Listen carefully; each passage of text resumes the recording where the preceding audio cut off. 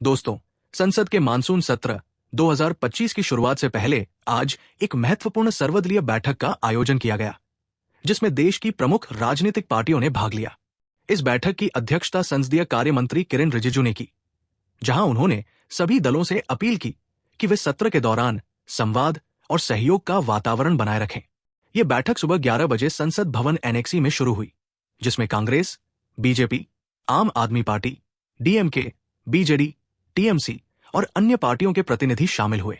इस बार मानसून सत्र का माहौल काफी गर्म रहने की उम्मीद है और उसकी झलक आज की बैठक में भी दिखाई दी। इस बैठक का सबसे बड़ा मुद्दा रहा ऑपरेशन सिंदूर, जो हाल ही में पहलगाम में हुए आतंकवादी हमले से जुड़ा हुआ है। विपक्ष ने सरकार से इस ऑपरेशन से जुड़ी जानकारी मांगी और लापता लोगों व सेना की कार्रवाई को लेकर पारदर्शिता की मांग की।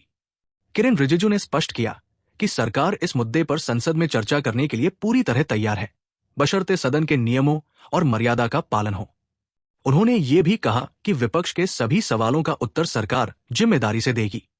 कांग्रेस और इंडिया गठबंधन ने यह भी मांग की कि ऑपरेशन सिंदूर के अलावा पहलगाम हमले में खुफिया तंत्र की विफलता, एयर इंडिया हादसा और बंगाल बिहार सीमा पर बढ़ते तनाव जैसे विषयों पर भी विस्तार से चर्चा की जाए। बैठक में एक और बड़ा मामला सामने आया, न्यायमूर्ति यशवंत वर्मा के खिलाफ महाभियोग प्रस्ताव।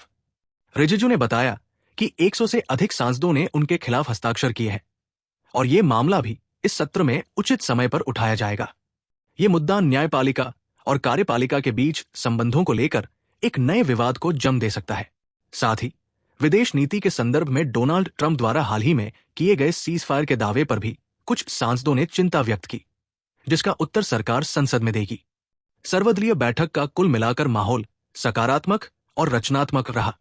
किरेन रिजिजू ने मीडिया से बात करते हुए कहा कि 52 सांसदों ने अपने मुद्दे रखे और 40 सांसदों ने सक्रिय रूप से बैठक में भाग लिया। सरकार ने यह भी वादा किया कि छोटी पार्टियों को भी बोलने का पूरा समय दिया जाएगा, ताकि हर पक्ष की बात सदन में सुनी जा सके। हालांकि भीतर से राजनीति का दबाव और विपक्ष का आक्रामक रुख ये साफ दिखाता है कि मानसून सत्र में हंगामा होने की पूरी संभावना है। इंडिया गठबंधन ने अभी से मोदी सरकार को घेरने की रणनीति तैयार कर ली है, जिसका प्रमाण आज की एकता और मांगों में दिखाई दिया। तो दोस्तों, कल से संसद में शोरशराबा होना तय है।